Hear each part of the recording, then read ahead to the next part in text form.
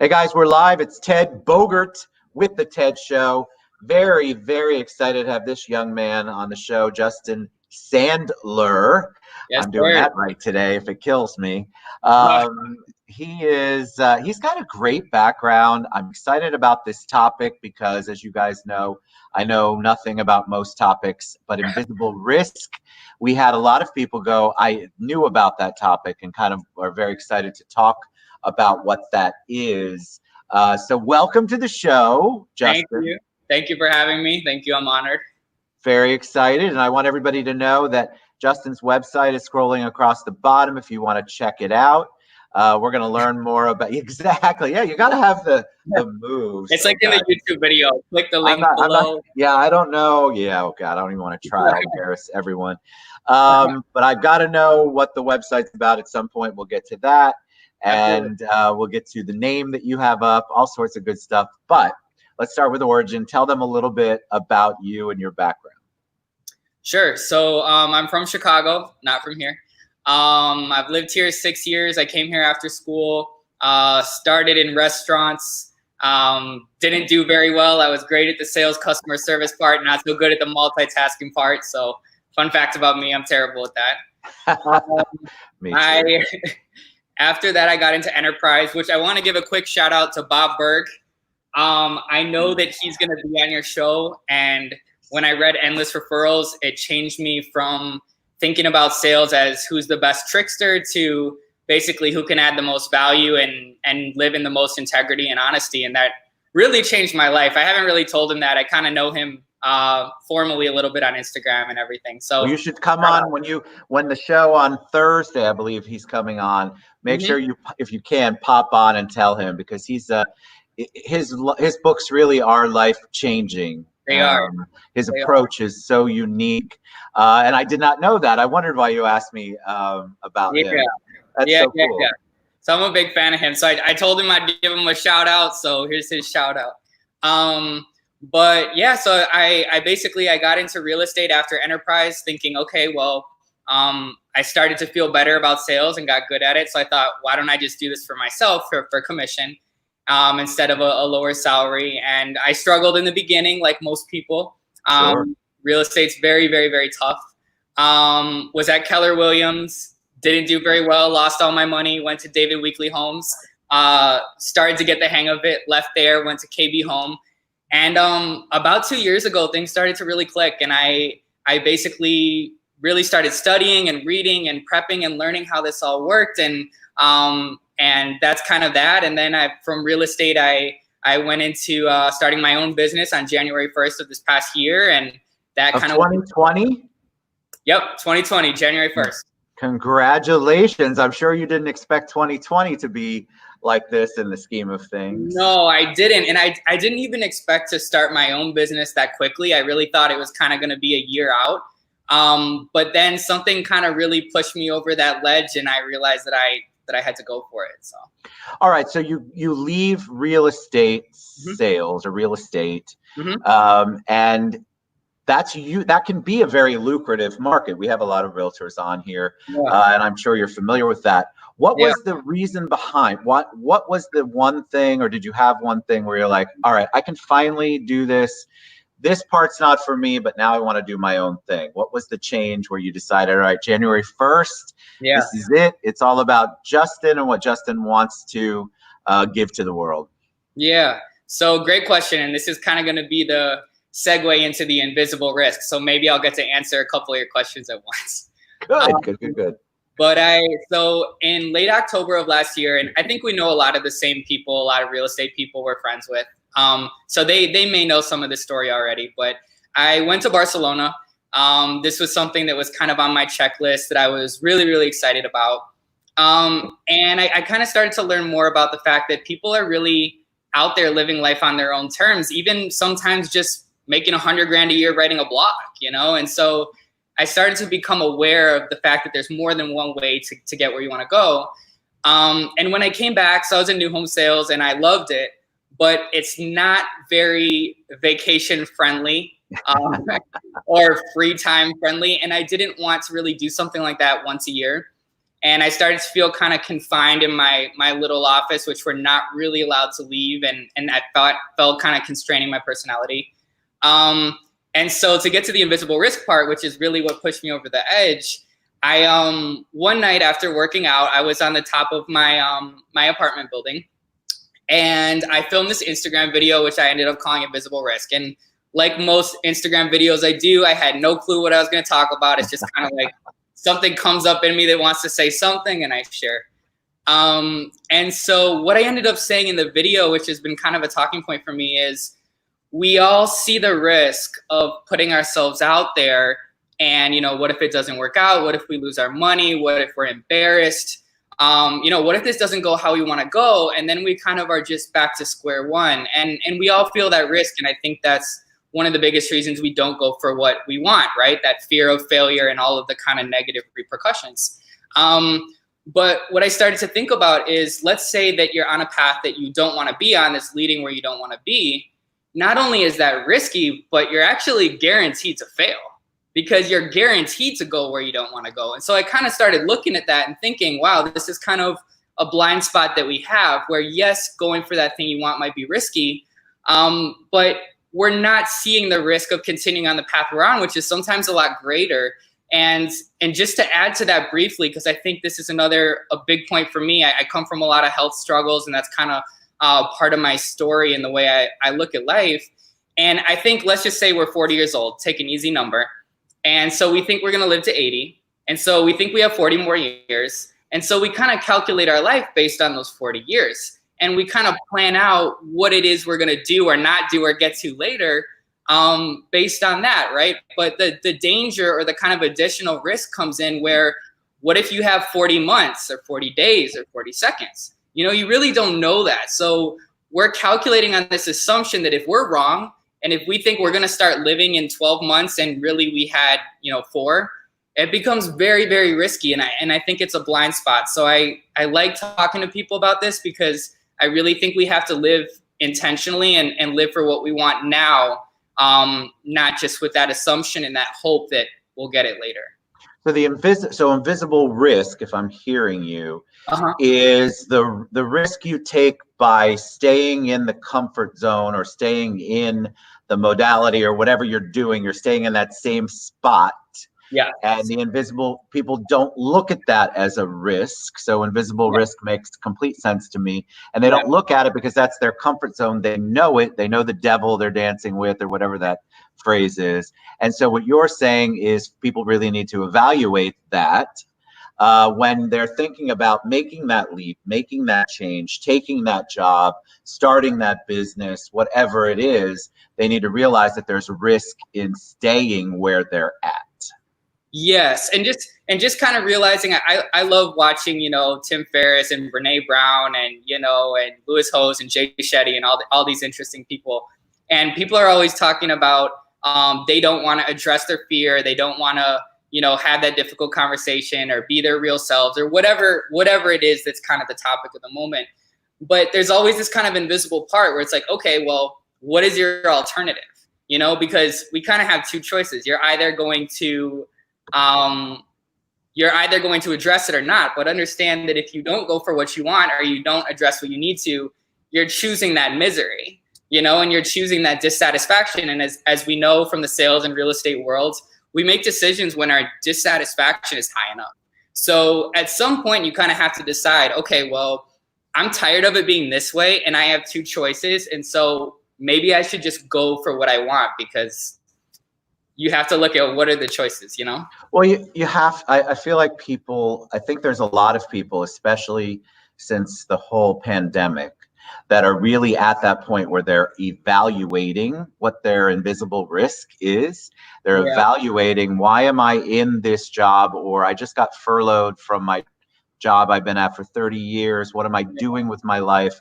How much time do I have? What's happening? So I feel like there's a positive that happened with the pandemic about what you're talking about.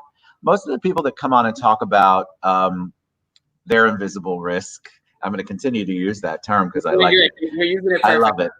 Is because I think people say, I'd love to take an opportunity, Ted, I'd love to do this or that, health insurance, my rent, my mortgage, my lifestyle. And for a lot of people, they would prefer to stay in, again, what they know versus going out to the great unknown. Or it's very difficult, I think, for people to make that leap. But pandemic has helped.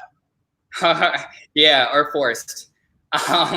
Correct. I think you're right. I think people get forced into it, but I think a lot of people are hearing you, or will hear you when they watch it later, and will say, you know what, he's right, but I don't know what the next step is. So what did you do next step to go, all right, I'm going to get out of this comfort zone. I'm going to do something different.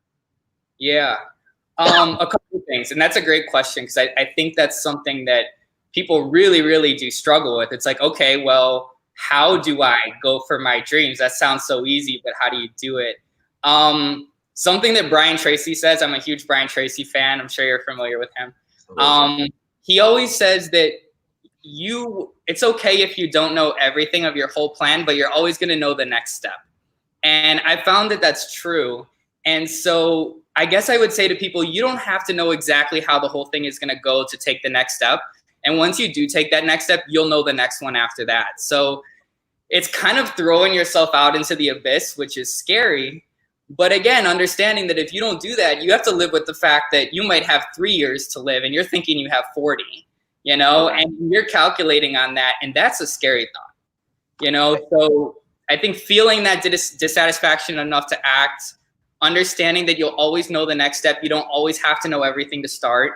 And I think understanding something that helps me is kind of success, I think, is a little bit like the curve of a hockey stick, or like the Nike curve, where in the beginning, it's hard for us to see results right away, and we think that we're failing. But like a farmer planting his crop would never yell at the crop after a week, that nothing is happening. So we kind of have to have a little bit of faith that if we're doing the things we should be, we might be on that beginning of the success curve where we might not kind of see it yet, but taking that pressure off the beginning. Everybody wants to make a YouTube channel and do one video that they prepared forever for, and it blows up. And life's not really that way.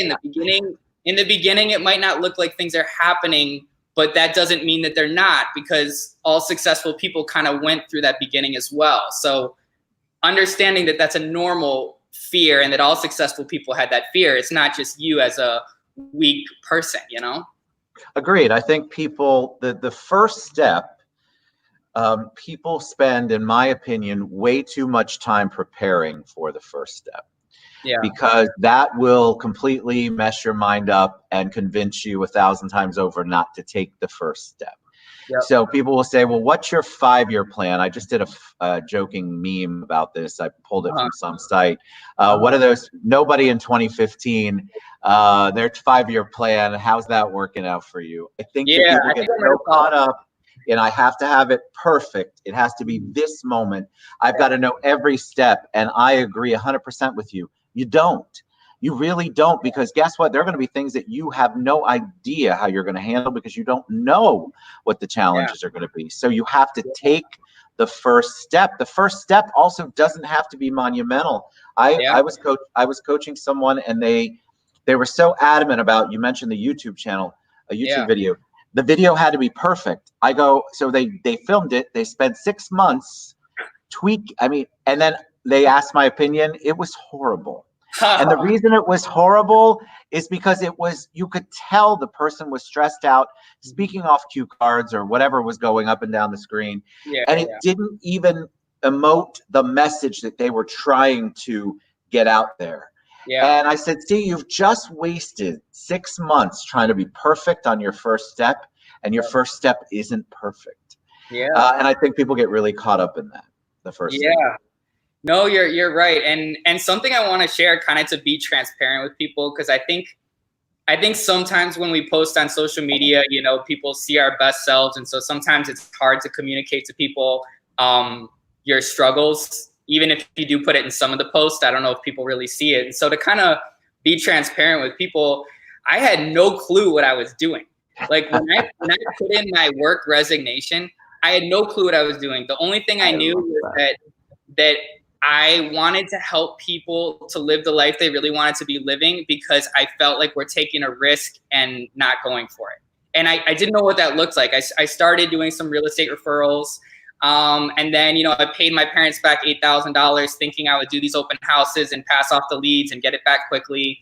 And then coronavirus happened. And so, I got kind of stuck, and I thought I was going to take, 8-9 months to figure all this out. But I didn't know what a life coach was. I didn't know if that was a real thing. I had a lot of negative stigma about it. I thought it was something little 17-year-olds on Instagram do. I didn't know if it was real. And I just had no clue what I was doing. I didn't know where they got clients, what they did, if there was even a demand at all. And I kind of just kept taking the next step. And even with these podcast things, I had no clue that I was going to do things like this, but people started reaching out. And then I started thinking, oh, this is kind of cool, and it's a cool positioning thing, and maybe I can do more of it. And so I didn't know any of this when I started. I just kind of kept taking action and thinking and focusing and stumbling along. So you don't have to know everything right away, but you kind of have to bet on yourself. You kind of have to bet aggressively on yourself. I think you're absolutely right. I think that's a great point. You don't know, guys. We don't know our next step. Anybody who tells you they know it, they may know it in their mind and they've got their 5-year plan, but I can tell you that second step is not going to be what they expected. It's going to be completely different. So is the third, probably the 100th. It changes, it morphs, it develops, and then things come up, and then positive things and opportunities. It's not all negative. You just have to be ready to be able to be flexible enough to make the change. I have people that tell me I could never be on video. And I said, well, I'm technically really not on video. I'm having a conversation with Justin. We're just the two of us. Yes, I see people sending love. And yes, I had a lot of people already send love. But here's the deal. I'm focused on having a conversation with you. So if you want to do video, trust me, if I can do video, you can do video. But people get so caught up in that, well, I've got to have my video perfect, my hair. Do I need an agent? I had somebody actually ask me that. What is it? And I'm like, you just be you. The problem I found is that most people, because they have allowed the invisible risk to determine how they live their lives, they don't even know who they are. They don't know how to be them. And so that is, you have a dream, but you don't even know what you're feeling, and you don't know how to get there. And I do the exact same thing that you do. And I tell them, you just have to take that first step. You got to do it. So talk about your website, because what is that? It's completely new. I had to look 4 times to make sure. So tell us the origin of that and what's going on. So at least with the domain itself, which is probably part of the question, I chose .xyz. I chose that because I thought it was kind of different and cool. I thought it would look kind of cool, like on a hoodie or on a piece of clothing.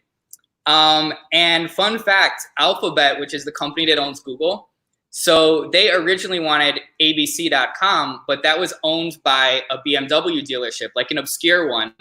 And they wouldn't sell it to them for any type of reasonable price. I don't know the exact numbers. And so what Alphabet did was they went with an XYZ domain. So the parent company of Google, Alphabet, uses abc.xyz, and it doesn't affect search results at all. So I thought, well, that's interesting. So it's not going to affect my search results, and it's kind of differentiating and cool and self-expressive. So that's where that came from. I love it. And the name Just Ether. So I originally wanted only the word ether, but that was taken. As you know, whenever you start a business, you realize every single normal word is taken, which sucks. But so when I was studying Nike and these different brands, I saw that was the Greek god of victory. So I thought, okay, maybe there's a cool god that's Greek that I could choose. And ether is the Greek god of the upper air, like the air that the gods breathe. And I thought that was really cool because I felt like that's the type of life that we should be living. The only life that we should be interested in is kind of that level, that most beautiful, pure level of whatever that means for us. and ether was taken. And so I was in a Corona cigar, which I saw you had the guy on here, which is really cool. I'm a fan of that. Yeah. I watched the interview. And my friend was like, what about just ether? It's like Justin Ether, and it looks cool aesthetically with the letters. Yes. So that's kind of how I came to that name. I love it. I wondered. I couldn't. I didn't do any. I probably could have Googled it. I guess. But that's a great story. I think I love it because then that just becomes part of your mission, your passion. You've got to. It's good. I like it a lot. All right. I have to ask, what's up client-wise? Who are you? What are you working on right now? What projects are you working on? What kind of growth do you want to do next step, not 5 years? Yeah, that's a great question. Sometimes it's tough because you have a number of interests, and so it's like, how do you kind of prioritize or order of operations, those things? I'm really enjoying this type of thing, the shows and the podcasts. I love the process of it and hanging out and hopefully adding value. And I'm finding it's a good kind of positioning tool in the market. And so I have kind of put more of a priority on seeking out more of it. I think that can kind of more quickly ramp up what I would like to do. I am doing one-on-one coaching. I kind of created a pretty unique product. So I'm coming from new home sales, and you're probably familiar. I mean, very, very, very high pressure. What do you write today? What are you writing tomorrow? Drive to their house, pick up the check, stay up till 12 o'clock at night to take a picture and send it to prove that you have it. So super intense, like results now are the only things that matter. And something interesting I was noticing in the marketplace as I was studying what other people were doing life coaching wise is I didn't really see any very fast-paced products. So most of it is kind of 3 months or 6 months or 12 months. And I'm sure there's a lot of value in that. And I think that's right for a lot of people. But I think there's at least a certain segment of people that's too long for. And I think that would include myself if I was looking for it, where I think a lot of people want answers now. And I started realizing when people are seeking out a life coach, their dissatisfaction is very, very high. Like they've thought about this for months or years. And so it's kind of like seeking out a heart surgeon. You really want to find the best person and you want to do it right and you want it now. And so I created a product that's just 4 sessions long. It goes over 30 days. And I put a guarantee in it because I found that most people weren't doing any type of guarantee. And it's very, very fast paced. And essentially what I'm doing is I'm charging the same amount in 4 sessions that other people are charging in like 50 sessions. But what I'm saying is, okay, well, my price per hour is higher, but my cost is lower. Meaning I'm going to save you 11 months of your time, anxiety, stress, frustration. Let's just put this all together now. And I'm going to teach you how to run your own life as your own life coach by the end of it. And if I don't do everything that I'm saying, I'll give you all your money back. And so it's kind of like the luxury item. I only take 10 clients at a time for that. And I'm very excited because I think that's an area that I see a need that I don't see that service provided. Well, I think the time is unique because I think that people give up a lot of time on the coaching side. I'm a big proponent of having a life / business / whatever you want to call it coach. I think it's really important. It's kind of like having your therapist and business manager all at once, or bartender in my case. And I think it's super important for people to have someone that they can bounce things off, that can hold them accountable. I like the time frame part because the longer you draw it out, I feel like maybe I'm not making as much progress as I could be in the time that I want. So I love that. Where do you find clients?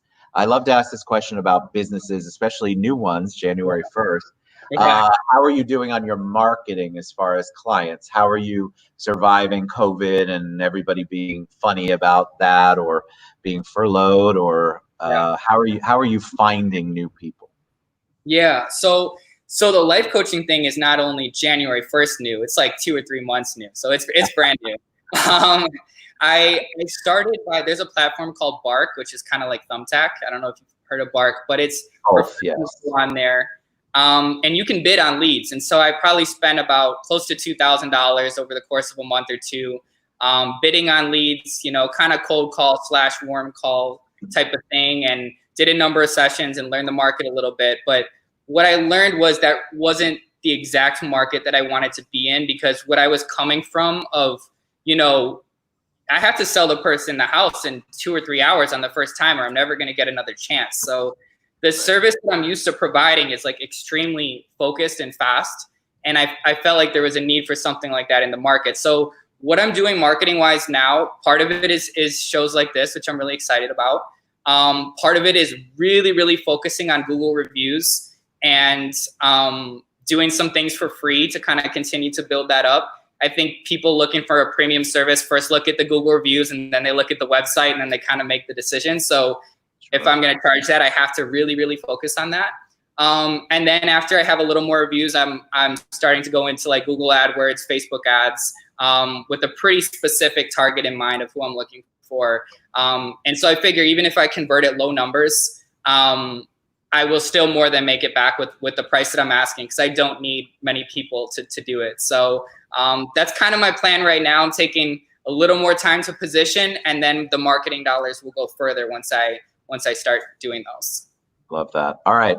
If I say the word hero to you, who comes to mind? Maybe it's a weird answer, but I guess God. I love it. That's not a weird answer at all. Why? Yeah. I think maybe, I mean, I guess it just came to my mind, so it's kind of like instant. I don't know. But I guess if I had to answer, I would be dead a long time ago if it wasn't for God. Like I've been through a lot of really, really, really scary things. My morning routine every day, there's 3 things that I say. Well, I do like my affirmations, but I also, part of it is I say, thank you, God, that I'm not in jail.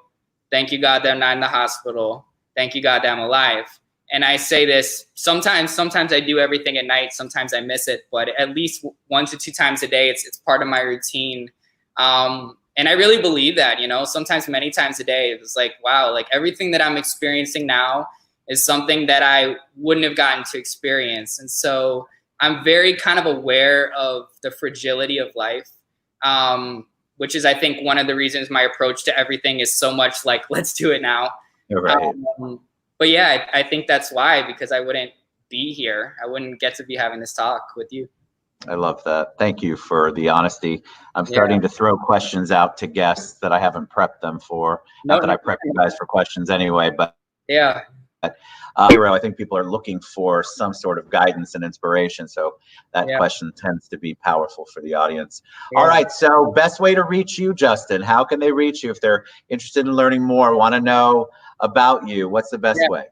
Yeah, definitely. So my website is a great way, which it looks like is below here, which is super cool. Very fancy. www.justether, JUSTAETHER.xyz. I almost said .com. .xyz. You could shoot me a text or call 407-967-8391. And anybody that maybe if they have a show and they'd like me to be part of it, I'd be happy to be part if they would like.